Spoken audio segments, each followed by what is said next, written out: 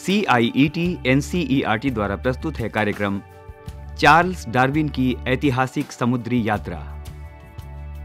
कार्यक्रम के पहले एपिसोड में आप सुनेंगे चार्ल्स डार्विन की यात्रा कैसे शुरू हुई और उनके पहले वर्ष का सफर कैसा रहा। दूसरे एपिसोड में आप उनकी शेष समुद्री यात्रा का वृतांत और उनके द्वारा जीव विज्ञान में दिए गए मौलिक और क्रांतिकारी योगदान के बारे में सुनेंगे।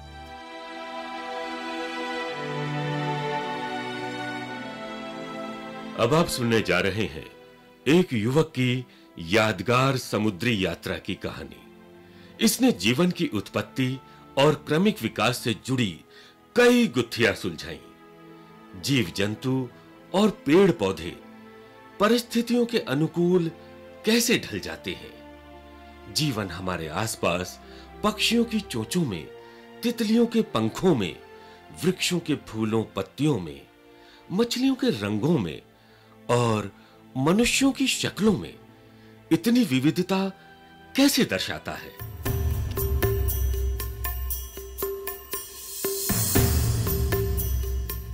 ये है HMS बीगल की ऐतिहासिक समुद्री यात्रा। चार्ल्स डार्विन ने बहुत ही यत्न से तरह तरह के प्रमाण एकत्रित किए ताकि ये साबित किया जा सके कि पृथ्वी पर जीवों का धीरे धीरे विकास हुआ और समय के साथ तरह तरह के जीव बनते गए, जिसे आज हम एवोल्यूशन थियोरी यानी विकास के सिद्धांत के नाम से जानते हैं। ये एक ऐसा निष्कर्ष था जिसने प्रकृति के क्रम में मानव के स्थान के बारे में मानवता का दृष्टिकोण हमेशा के लिए बदल दिया।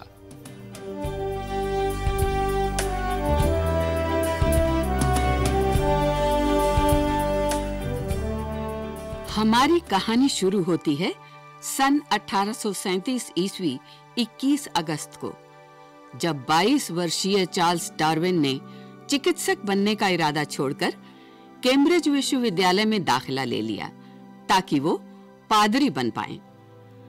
वहां उन्होंने वनस्पति शास्त्र के professor Reverend John Stevens Henslow के हर शुक्रवार को अनौपचारिक प्राकृतिक इतिहास पर आयोजित होने वाले व्याख्यान सुने।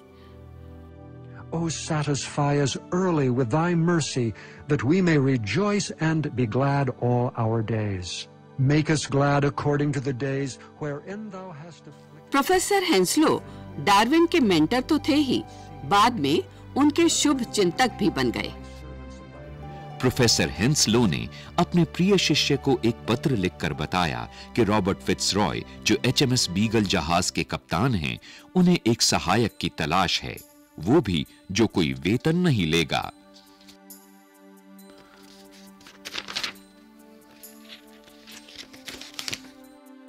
I have stated that I consider you are the best qualified person I know of. Do not put on any modest doubts or fears about your qualifications, for I assure you are the very man they are in search of.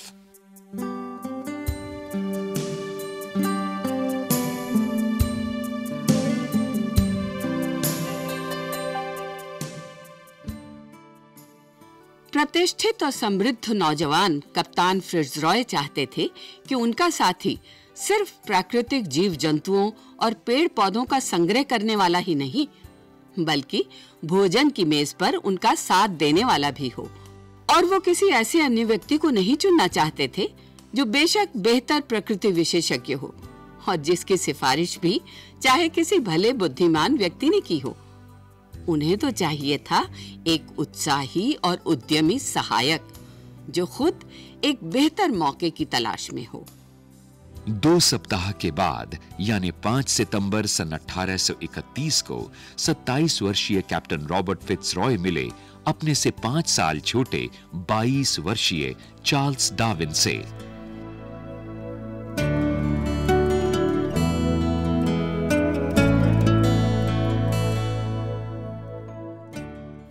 मुझे खेद है, आपके आने से 5 minute पहले ही मेरे मित्र ने मेरा प्रस्ताव ठुकरा दिया है।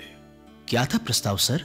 देखिए, मैं ये स्पष्ट कर दूं कि यह समुद्री यात्रा बहुत ही जोखिम भरी होने वाली है। जी।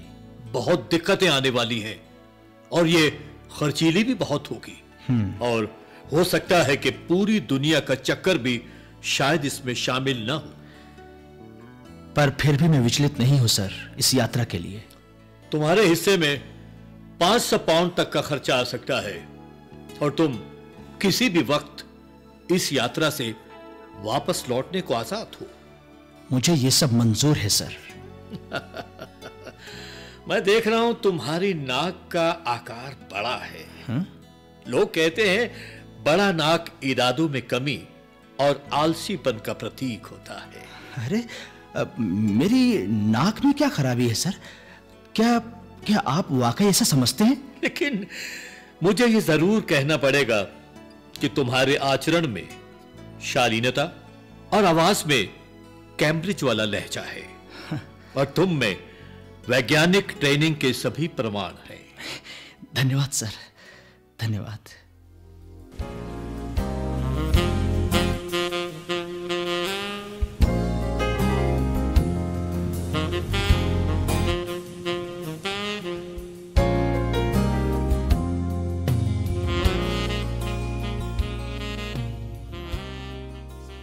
क्रिसमस से 2 दिन बाद दिसंबर 27 की सुबह सन 1831 को पुरवैया हवाओं के साथ साथ बरसात की झड़ी लगी हुई थी।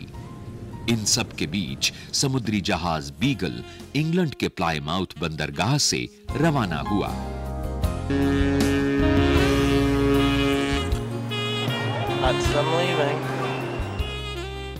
Lord, thou hast been our dwelling place in all generations. Before the mountains were brought forth, or ever thou hadst formed the earth and the world, even from everlasting to everlasting. Be with you till beneath on earth. When life's perils they come far.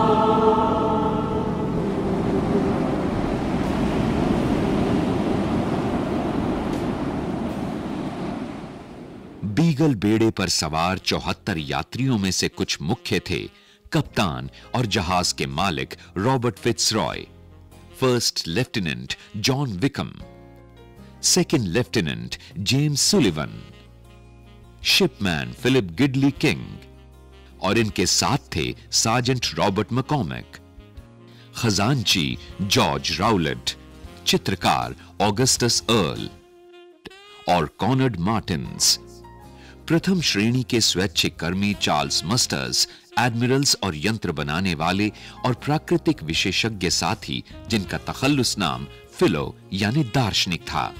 और इनके अलावा थे पादरी Richard Matthew, जिन्हें 3 छोटे कद वाले आदिवासियों को वापस अपने टापू में लौटाने की जिम्मेदारी दी गई थी। सन 1929 में अपनी पिछली समुद्री यात्रा में इन आदिवासियों को फादर मैथ्यू अपने साथ इंग्लैंड ले गए थे। चूंकि डार्विन लंबे कद के थे तो उन्हें बड़ा केबिन दिया गया था। जहाज पर सही सही समय जानने के लिए घड़ियां थीं और दिशा निर्देश के लिए विस्तृत नक्शे भी थे। समय गुजारने के लिए चार्ल्स डार्विन ने चार्ल्स लायल की लिखी एक नई छपी किताब भूविज्ञान के सिद्धांत यानी द प्रिंसिपल्स ऑफ जियोलॉजी पढ़ी। इस किताब में इस बात के सबूत दिए गए थे कि चट्टानों में मिलने वाले अवशेष दरअसल उन जीवों के अवशेष हैं जो लाखों वर्ष पूर्व धरती पर रहे होंगे।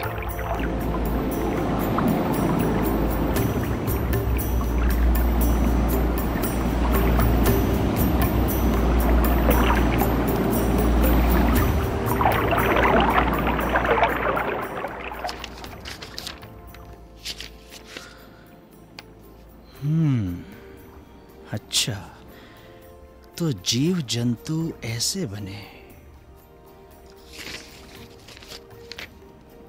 इनकी उत्पत्ति ऐसे हुई थी। कप्तान साहब। अरे चार्ल्स, क्या बात है? सर, ये बताइए, क्या आपके विचार में इस तरह से जीवों की उत्पत्ति हुई थी? देखो, ज्यादातर लोगों की तरह मैं बाइबल में दिए गए जीवों की उत्पत्ति के वर्णन में विश्वास रखता हूं। हमारे पवित्र धर्म ग्रंथ के अनुसार लगभग 6000 वर्ष पूर्व ईश्वर ने दुनिया की सृष्टि की और सभी जीव जंतु जैसे वर्तमान में मौजूद हैं वैसे उत्पन्न हुए थे। पर मैं ऐसा नहीं सोचता सर। यद्यपि मैं चार्ल्स लॉयल के निष्कर्षों का समर्थन करता हूं। तो इसके लिए चार्ल्स लॉयल ने क्या दलील दी है? चार्ल्स लॉयल कहते हैं, लाखों वर्षों के धीरे धीरे हुए परिवर्तनों के कारण धरती की मौजूदा शक्ल बनी है। इसमें भूमि उत्खनन और ज्वालामुखी से निकलने वाले लावे की गतिविधियां भी शामिल हैं। मैं इस बात को घोर अधार्मिक मानता हूं। ईश्वर के लिए प्लीज दोबारा ऐसी बातें मेरे सामने नहीं कही जानी चाहिए। जी सर।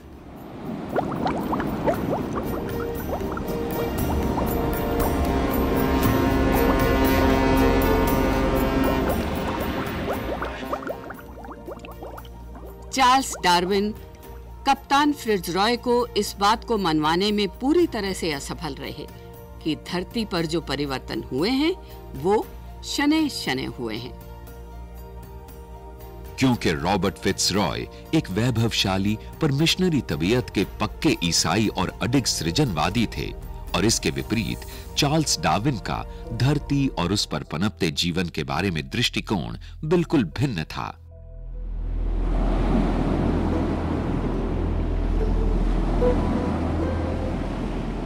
डार्विन समुद्र की यात्रा में किसी टापू की जमीन पर उतरने को बेताब थे। आखिर उनका जहाज मैड्रिया टापू तक पहुंचा तो, पर दुर्भाग्यवश प्रचंड पश्चिमी पवनों के कारण वो तट पर उतर नहीं पाए।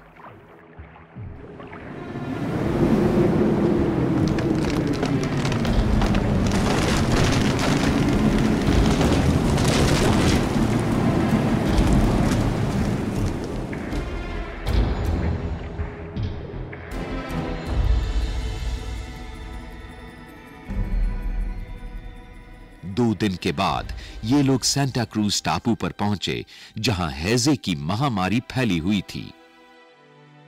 एहतियात की परवाह किए बगैर और बिना समय गवाए फिट्जरॉय समुद्र तट की ओर बढ़ चले।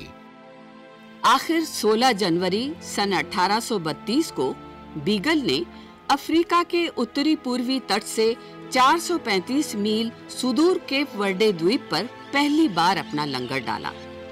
यहां सेंट जागो बंदरगाह पर जहाज से डार्विन उतरे।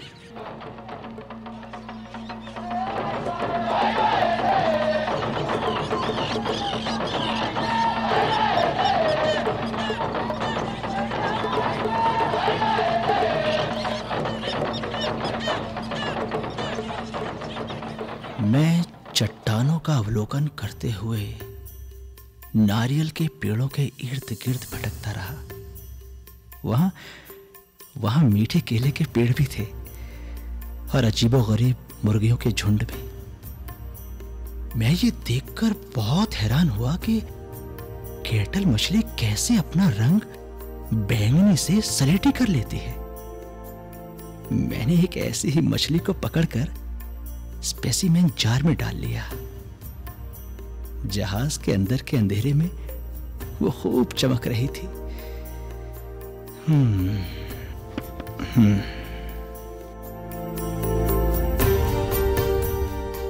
भूमध्य रेखा और अटलांटिक महासागर को पार कर बीगल 28 फरवरी सन 1832 को ब्राजील महाद्वीप के वनों के छोरों पर स्थित एक पुराने परंतु सुंदर बाहिया नामक शहर पहुंचा।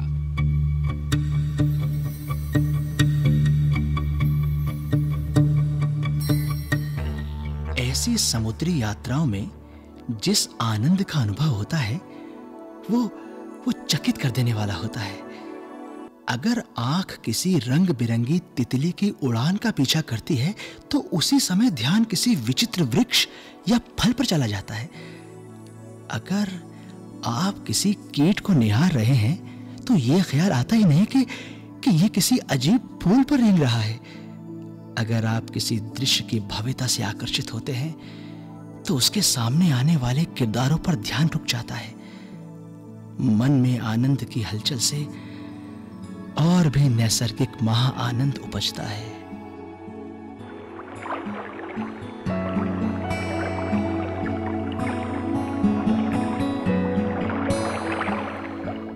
कुछ दिनों बाद ही 4 अप्रैल सन 1832 की शाम को लाखों छोटे छोटे तैरते जंतुओं से लाल हुए समुद्र से गुजरते हुए बीगल ने रियो डी जेनेरो के बंदरगाह पर लंगर डाला। जहाज वहां 3 महीने रहा।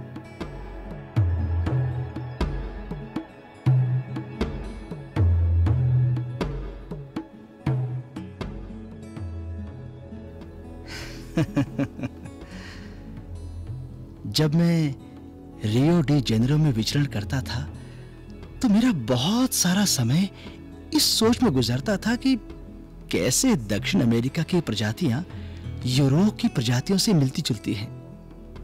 मुझे यह अजीब लगा कि जुदा जुदा परिवेशों के बावजूद प्राणियों में काफी समानता थी। ये इस धारणा को नकारती थी कि ईश्वर ने अपने परिवेश के मुताबिक हर प्रजाति को हर तरह से परिपूर्ण बनाया है।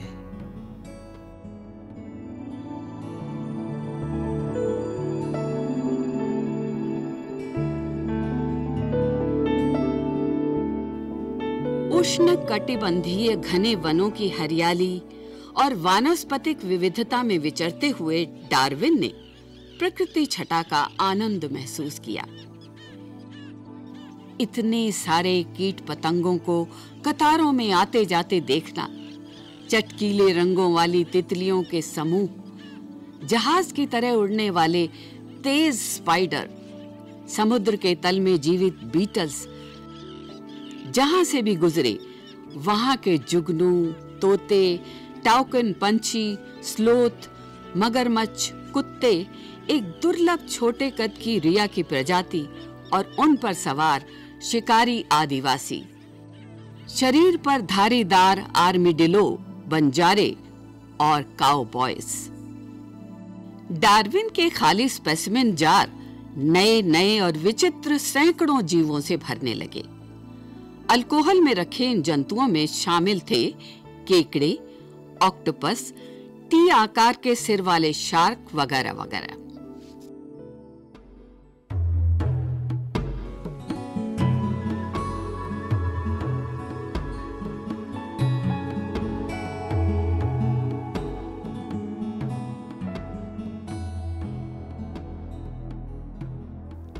ऐसे भव्य देश में कुछ सप्ताह बिताने से बेहतर किसी और आनंद की ख्वाहिश करना संभव नहीं है। इंग्लैंड में प्राकृतिक विज्ञान इतिहास में दिलचस्पी रखने वाले किसी भी व्यक्ति का चलते चलते ध्यान आकर्षित होना स्वाभाविक है, क्योंकि वहां की उपजाऊ जलवायु के कारण इतने प्रकार के जीव जंतु मिलते हैं कि जमीन पर चलना भी मुश्किल हो जाता है।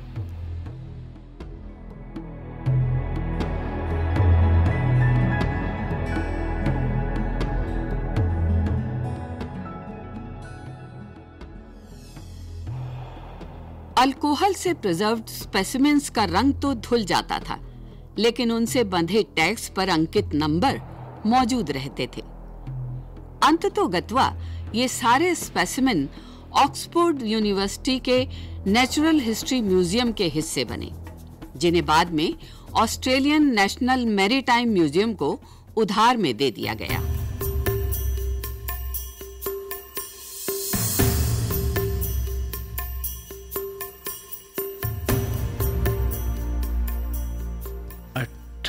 सितंबर सन 1832 को हम अर्जेंटीना के ब्यूनस आयर्स शहर के दक्षिण पश्चिम में 400 मील दूर स्थित बाहिया ब्लैंका द्वीप से सुबह होते ही निकल पड़े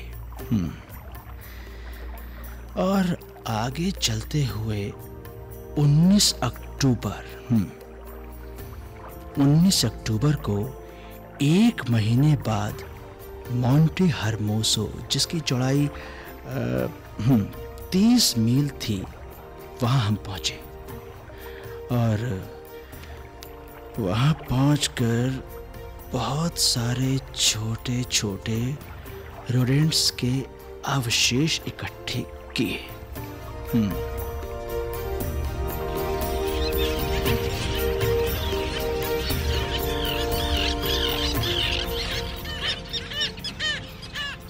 4 दिन बाद डार्विन और फिट्जरॉय एक छोटी सी नाव पर सवार होकर पुंटा ओल्टा नामक एक जगह पर गए।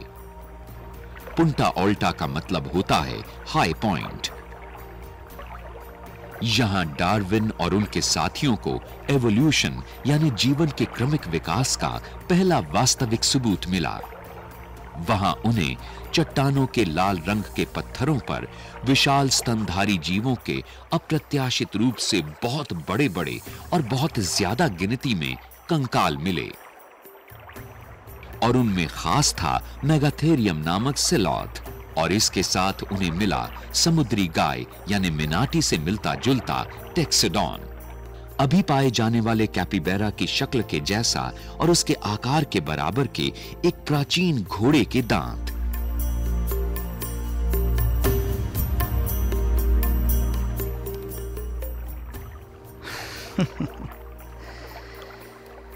कभी-कभी मैं हैरान होता हूं ये सोचकर कि ईश्वर ने बड़े-बड़े जीवों को नष्ट कर उनकी जगह छोटे-छोटे जीवों को क्यों स्थान दिया?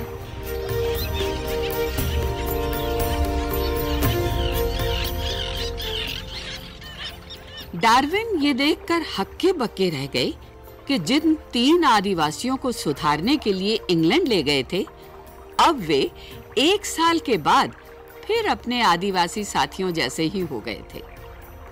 इल्लेपेरू इन तीनों में सबसे बड़े और शांत स्वभाव के थे, जो अपनी महिला आदिवासी साथी बॉस्केट का काफी ध्यान रखते थे। और तीसरे सबसे छोटे थे जेमी बटन, सुशील पर मजाकिया मिजाज के।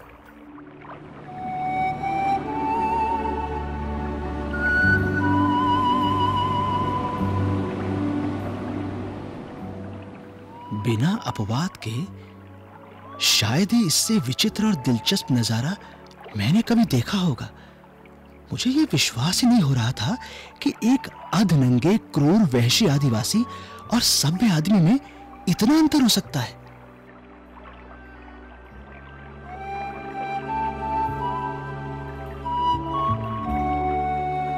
डार्विन के लिए यह जीवन बदलने वाला क्षण था, क्योंकि उन्हें प्रकृति और पालक को करीब से जानने का मौका मिला। ये दोनों कैसे आदमी के चरित्र और व्यवहार को वहशी या सभ्य बनाने में अपनी भूमिका अदा करते हैं।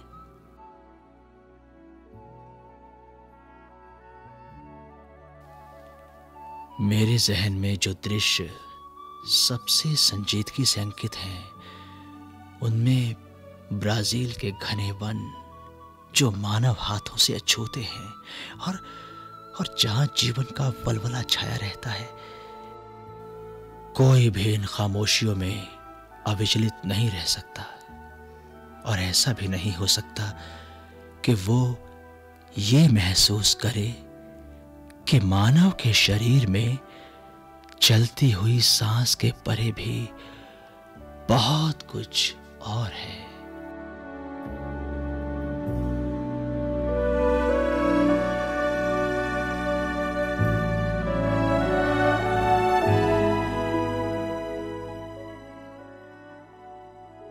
चार्ल्स डार्विन की ऐतिहासिक समुद्री यात्रा। अभी आप सुन रहे थे ये कार्यक्रम।